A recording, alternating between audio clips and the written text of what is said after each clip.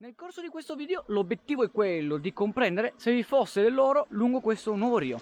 Non abbiamo ancora un nome, non sappiamo ancora come chiamarlo, in realtà non sappiamo neanche se questo rio è aurifero. Quindi faremo una prospezione utilizzando il piatto e setaccio e alcuni strumenti per fare crevicing.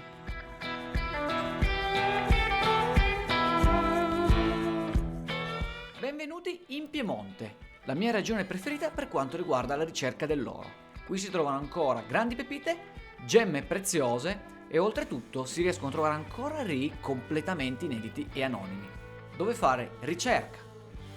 Infatti l'oro si trova lungo i principali fiumi che solcano le Alpi, talvolta è possibile anche trovare delle miniere ancora. Assieme ai miei compagni di ricerca, la mia principale passione è mostrarvi come riusciamo a trovare il metallo prezioso, cioè l'oro, e in questo video in particolare vi mostrerò una delle più grandi pepite che abbiamo trovato di recente.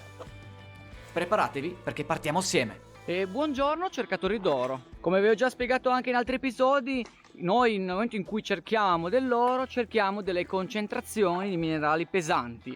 In questo contesto troviamo dei grandi granati, troviamo delle quantità importanti anche di magnetite e talvolta un pochino di grafite.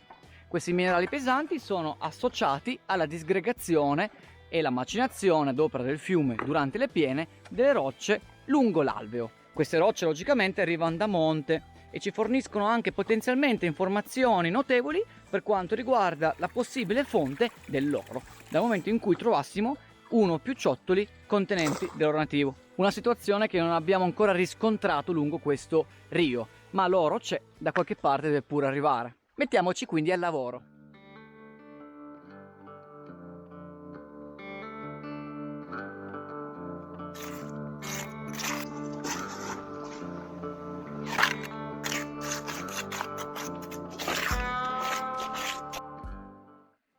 Cercare l'oro in montagna è una passione, significa vivere un'avventura. L'oro è molto denso e pesante, si concentra nelle fessure della roccia costituente la montagna stessa. Con pochi semplici strumenti è possibile escavare questo sedimento.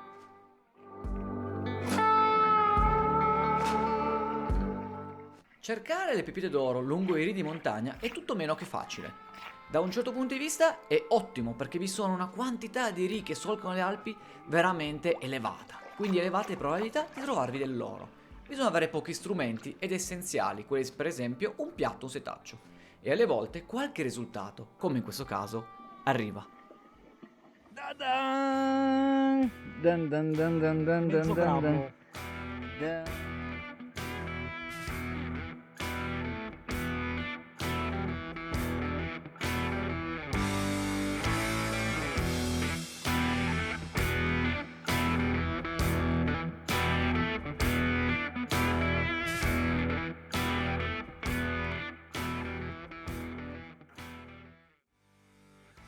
La febbre dell'oro esiste come? Guardate che fantastico ritrovamento.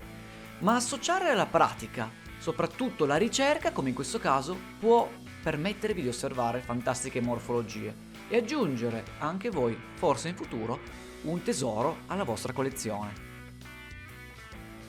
Allora ragazzi, dalla grande delusione con la canaletta nello scavo che ho fatto con Luca, mi sono spostato un pochino monte, una bella fessurina mi ha dato una grande soddisfazione. Era incastrata in quella fessura leggermente coperta dal sedimento, probabilmente era nascosta qua, in questa porzione. Vedete come in realtà ho scavato veramente poco sedimento, era giusto un piatto di prova. Fortuna o esperienza?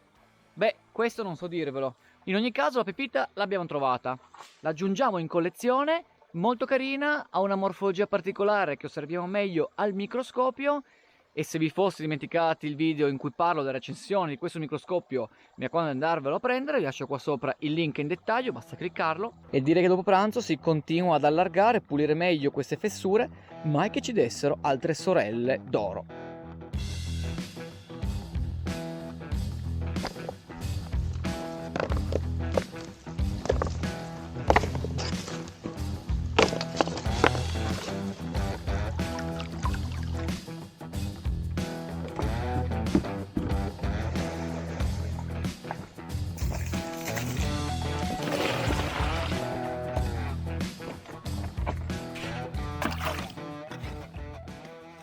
L'oro, essendo un metallo denso e pesante, si nasconde nelle fessure del substrato roccioso, cioè della roccia costituente la montagna, come vi ho già detto, ma non sempre questa affiora. Come in questo caso, bisogna andare a stacciare grandi quantità di sedimenti, lavare il substrato roccioso per permetterci di catturare quel sedimento più pesante, e lì vi sarà probabilmente l'oro.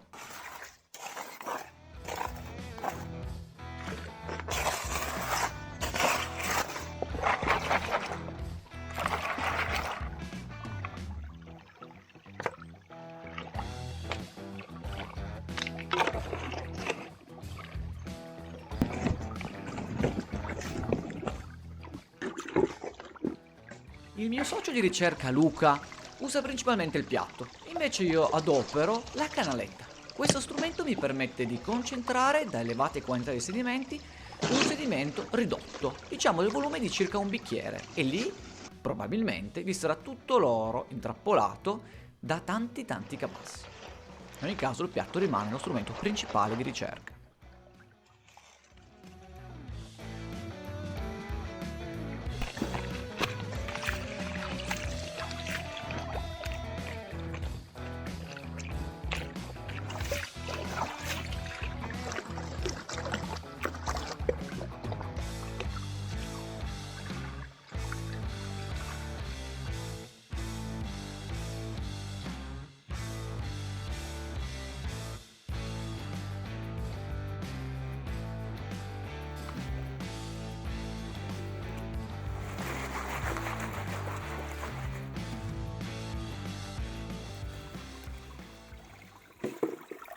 Ragazzi, sono veramente molto sorpreso, molto contento.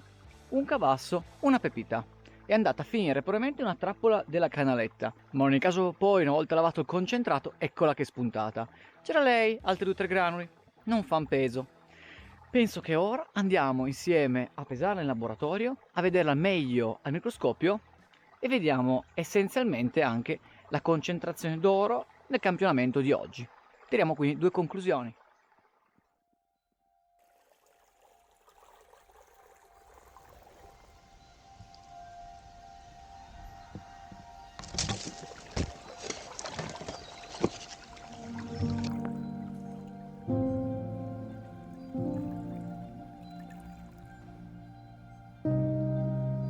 Oltre all'oro mi piace anche collezionare quei minerali, diciamo abbastanza trasparenti o colorati che trovo nelle ghiaie alluvionali.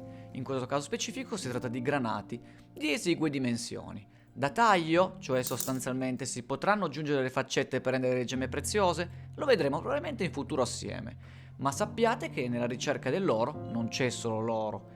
Talvolta vi potrebbero anche essere dei fantastici grezzi che, una volta lucidati, potrebbero essere molto interessanti e aggiungere alle proprie collezioni.